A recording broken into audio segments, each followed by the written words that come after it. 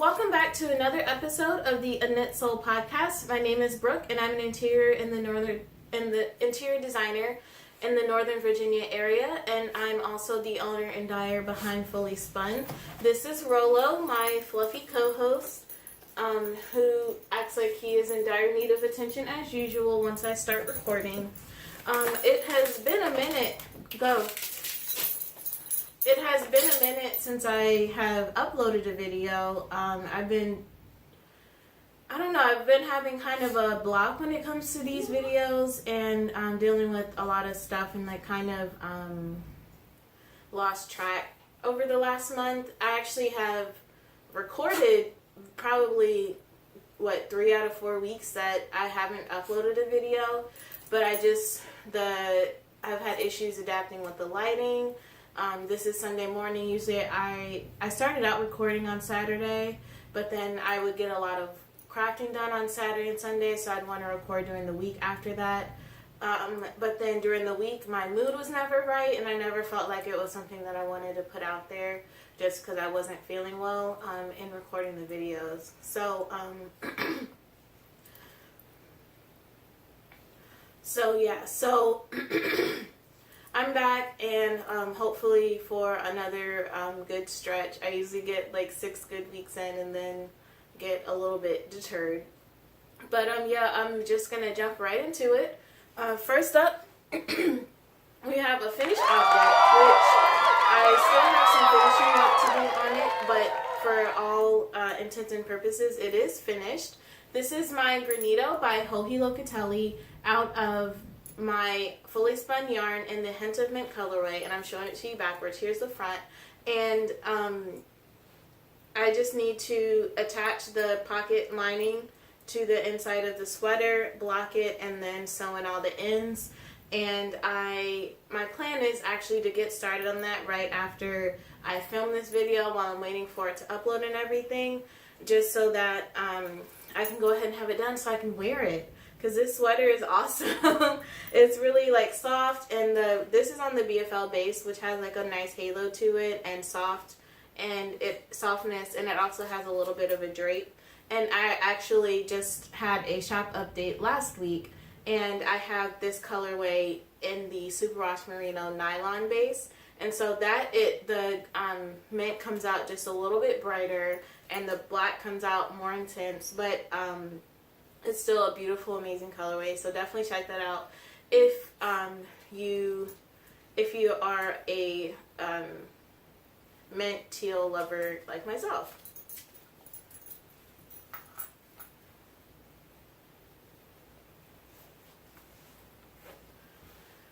Alright, so I've got a lot of works in progress, but I've got a few that I need to focus on over the next month and a half. So up first, I'm going to show you the ones that are not what I'm going to be touching between now and probably the end of the year. So up first are a pair of socks that I started, and these were kind of a knitting fail.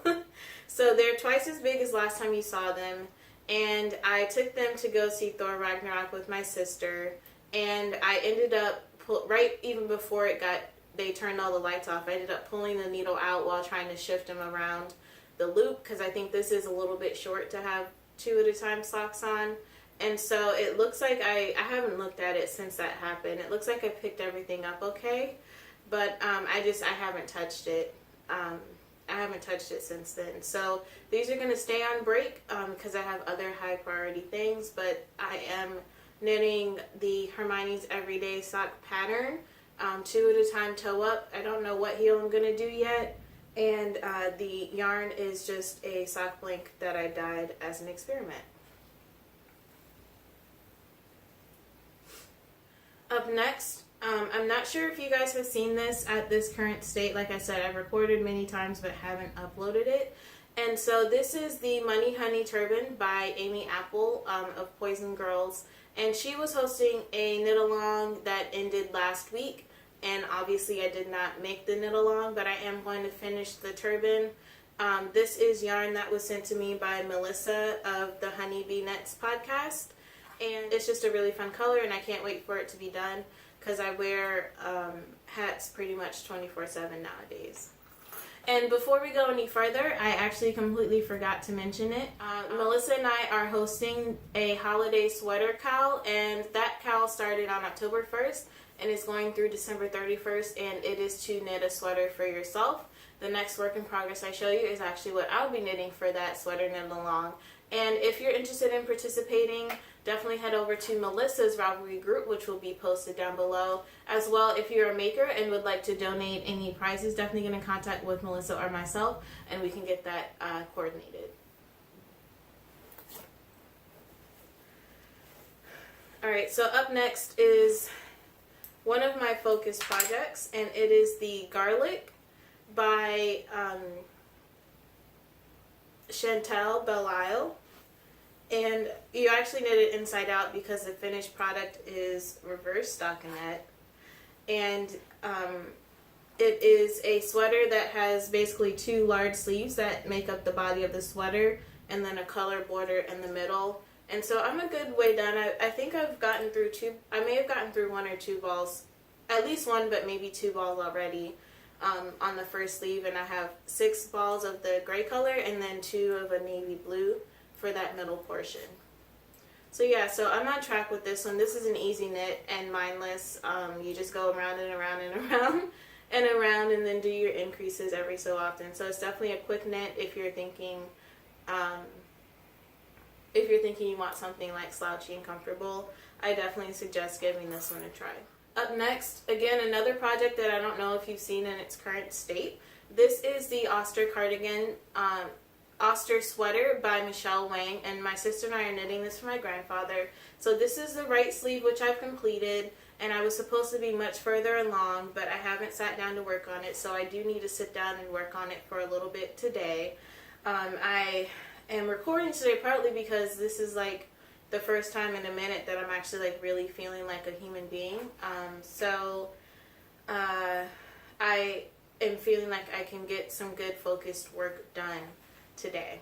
So I probably honestly will start with this first, since it's a very cabled cardigan and will require focus, and then once I get tired of that, I'll move on to the other things, which are all just stockinette. And last but not least, in works in progress, is I'm knitting the Baldrick Pullover by Isabel Kraemer, and I'm knitting this as a Christmas present for my coworker. And she so basically, she saw me knitting the lemongrass sweater and really loved it, but then the finished product didn't turn out the way that it kind of should have. And so we picked a different pattern for her, for me to knit for her. So she went with the Baldric, which is really simple pullover with some nice girder details. And as well, since she wanted a whole sweater, I was like, well, if you buy the yarn, then I'll knit the sweater for you. So I'm working on the raglan portion of the sweater. And there are some short rows at the beginning, which are really confusing, and I had to sit down and basically do just like one row move. I basically just had to sit down and do just like 1 row per day, because it was really like that kind of unclear, and I actually also had to frog it and redo it. So that was frustrating. I feel like raglan increases kind of just aren't my friend. And honestly, I don't know what it really does to the shaping of the sweater that makes it different from a regular sweater. But it's kind of like I'm just as fine with other sweater constructions where you kind of knit the panels down instead of knitting the raglan shaping. So I don't know, I'm almost through that part. I got through the hard part, and the rest of it should be pretty easy breezy. So yeah, so this is being knit out of Knit Pick City Tweed Aran weight, and it's just this beautiful purple tweedy yarn, and it's got some alpaca content, so it's got a little bit of a halo to it, and it's very soft, and it will be very warm because it's wool and alpaca. So yeah, so I hope she likes it, and fingers crossed that I am also able to get that done in between now and Christmas. I just really need like a good few really productive days, and I should be able to finish everything. And that actually is not it. I did a swatch, but I'm also knitting a hoodie for one of my coworkers' daughters, and he, again, it's the same situation, but he actually purchased the yarn from my company, and I'm knitting it out of the Harvest Moon colorway. And I only did the swatch, so I'm not going to show it to you guys, but that's another thing that I am going to be finishing before Christmas, and I definitely need you guys to root for me. And I am personally going to try to help myself stay focused on that. Alright, up next, sewing. Sewing has been on pause for the last few weeks. I don't know why I haven't just sat over there and started doing it, because if I did, I would get a lot done, which maybe I should add that to today as well, even though I'm light on time. I started the actual body of my rude dress that I started working on, and I had to decrease the height in the bodice and I decreased the height in the middle bodice portion so that the princess seam would hit right under my arm instead of hitting a few inches below, because it wasn't a flat, it like kind of sat here in a place that really wasn't flattering at all. And so in doing that, now the side seams don't match up between that that portion and the portion that makes up the lower part of the body. And so that wasn't my intention to take out waist inches, even though I wasn't sure. So it's too big, the muslin was too big in the waist, but I wanted to wait until I was had the real garment before I decided whether to take inches out of the waist, because that's a relatively easy thing to do. The fabric that I got frays a lot, and so I'm hoping that the portions that I'm finished with zigzag stitching will be okay, and most of the main seams I'm going to finish with bound seams, but the curved seams on the princess, of course, you can't really do that. So yeah, so that's that. And I haven't cut out the Turner dress yet, because I've been trying to focus on one thing at a time. So maybe I'll have to maybe work on that next weekend when I'm back from Thanksgiving. Alright, up next, acquisitions. So it's been a while, and therefore there are a lot of acquisitions, although I have been true to my word of not purchasing craft things between after November 1st, probably through the end of the year, unless it is going to be for this project that is in this beautiful pink mailer that I'm about to show you. Up first, I purchased a skein of yarn from Melissa of Honeybee Knits, and it's called FOMO, and it was inspired by a lake, I think, and she dyed it up during Rhinebeck because she was having FOMO at not going this year, but I think she's planning to go next year. And I also didn't go this year, and instead of allowing myself to feel FOMO, I just kind of ignored the internet that day, and for a few days after, I didn't like any Rhinebeck sweater posts because I'm petty. But yeah, so this is a pretty colorway, you know, my typical greens and blue palette that I like. I don't know what I'm going to do with it. I just got it because it was pretty, which is a no-no. It's not a good thing to do, but it's too late now.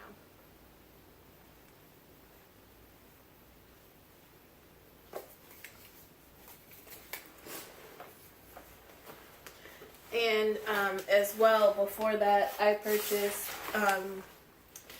I was watching YouTube, and I saw a person do how to line this beautiful coat dress, and it is the Baldric B5824, and so it's a really kind of like old-fashioned style coat dress.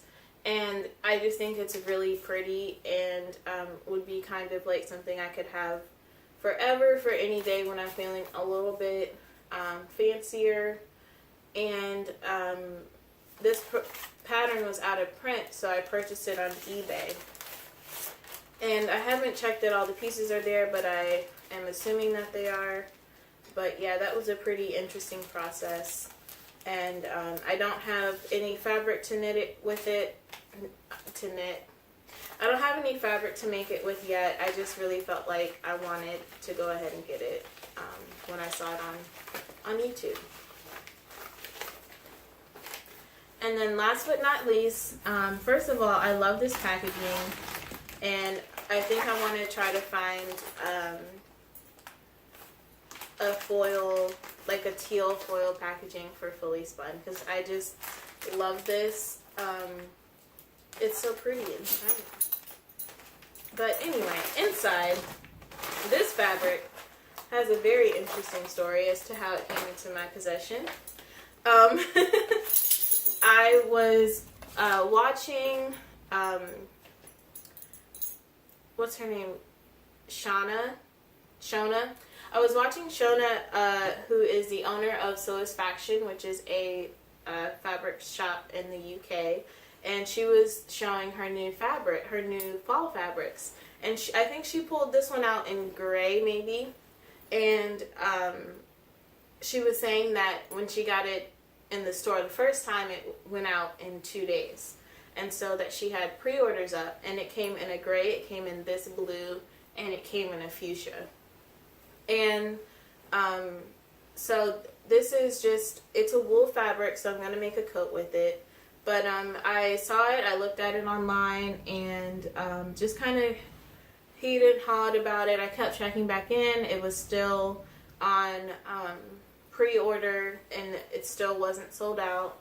And probably did this for like 2 weeks until like the last week in October, and my coworker was like, just fucking buy it. Like, she was like tired of hearing me like talk about it and consider it and hem and haw about it and look at it.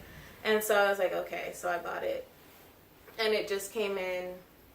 They didn't ship it until the 7th, and it came in on the 15th. So that was fast. But yeah, so I don't have any of the other pieces required for this. I purchased 7 meters, so I'd have a little bit of extra for pattern matching. I am going to make the Claire coat by Closet Case Patterns with this. Okay, I'm filming this at the end of the video, but I meant to film it at the front of the video. First up, I'd like to announce that I am currently hosting a holiday sweater knit along with Melissa of the Honeybee Knits podcast, and that knit along started October 1st and it's going through December 31st. And the goal is to knit a sweater for yourself for the holidays. And if you'd like to enter and chat along with us, head over to Melissa's RAVELRY group, and I will link that in the description box below. As well, I will be vending on December 2nd and 3rd at Serendipity Market in Frederick, Maryland. And the event is called the Art Pop Squared Artists Marketplace. And that just has a few vendors of things that would be great for gifts for your loved ones. And so definitely, if you are in the DMV area, it would be great to see you if you stop by and check us out. I just got a whole bunch of fresh yarn in, and so I'll have that there for the show. And as well, if you can't make it, I do have the yarn up right now in the shop, so definitely grab it before the show happens and it's gone. Get down. Alright, up next is my Can't Let It Go. And my Can't Let It Go is a subscription box that I happen upon on Instagram, as you do. And it's called Sips By. And what they do is they send you samples of tea every month. And so my November teas, I received 4 different kinds of tea. I also received 4 different kinds in October. And when you sign up, you fill out a quiz, which you tell them what kinds of tea you do and don't want to receive, what flavor profiles you are and aren't interested in, whether you want loose leaf or bagged tea. I said I wanted like half loose leaf, half bagged. And I think that was it. Those were all of the different questions that they ask you. But out of that, they then send you, I think they said it's 15 like 1 steep cups, but if you steep multiple times, it's up to 45 of tea. And I have gone through most of the November tea by this time, but for December, I definitely will film an unboxing, which who knows what the lighting's going to be on that, because I literally, like, this is probably one of my favorite things that I've ever signed up for. So in this, you also get they send you a card and it tells you what each kind of tea is and the flavor profile, how long and how much to steep it for, and then they also give you discount codes if you want to buy the full version. And so this month I got the Pinky Up Chai Latte Black Tea with Spices, which I'm not particularly interested in, which is why it's still closed. I actually got a pumpkin spice chai tea from Tea Spot last month in my box that I actually bought the full version of because it was amazing. So if you're looking for like a fall tea, it just has all these aromas of pumpkin and spice and everything. And so I'll get around to this one eventually. It's Best By next year, so September 2018. So I'll get to this eventually, but right now I've got my fill of chai. And then up next is the Glendale Estate Nilgiri Black Tea. This tea tasted really, really good. And they suggest 2 teaspoons per 6 ounces of water, but I accidentally did 2 teaspoons in 12 ounces of water. And so that cup was perfect, but then the next cup I did it per their directions, and it was just like way too strong and really bitter. And so that was sad because it actually does have a really nice flavor profile to just be like a black tea. And also another thing I forgot that you can select is you can select your caffeine level. So I selected highest caffeine, and actually last month I got a cool tea where it actually has as much caffeine as a cup of coffee. So I don't know how that was accomplished, but I thought that was pretty cool. Up next I got Dawn by Turmeric Teas. Loved this tea. This tea was gone very quickly, and I do need to go ahead and buy a full-sized amount, but it's Assam black tea with cinnamon, ginger, turmeric, cardamom, black and pink peppercorns, and of course turmeric is great for your digestive system, and the peppercorns help the things in the turmeric be actually available to your body, so that's why those are combined. And yeah, this was a very delicious, delicious tea. And then the last one I got is Grandpa's Choux Pu'er by White 2 Tea. And it's named after a term coined by a blogger, which is called Grandpa Style, which is where you just put the tea into a large cup without a filter and you just continue refilling it and refilling it. And I did try it. It's great for at work because you don't have to worry about disposing of the tea. You just keep refilling it, and when it gets hot, just add more. When it gets cold, just add more hot water, and it just comes in these little balls. And so I tried one, and it was pretty good. And actually, it's pretty mild for a pu'er. Pu'ers can get very strong and very fragrant, and a little bit off-putting. But this one is really nice and balanced, and just barely there. So that's what I got in my November box, and I was very happy with it. It costs $15 per month, and I will put a link down below where you can save money on your first box. Although I was able to find, my first box, I was able to find a 50% off code for it. So if you can find that, do that, because that's more. But either way, definitely if you're a tea drinker, I would say give it a try. Alright you guys, that's it for today. As always, thank you guys so much for watching. If you liked this video, definitely hit the like button down below. And if you'd like to see more craft and lifestyle videos from me, hopefully more than once per month, definitely hit the subscribe button. And as always, thank you so much for watching, and I'll see you in the next one.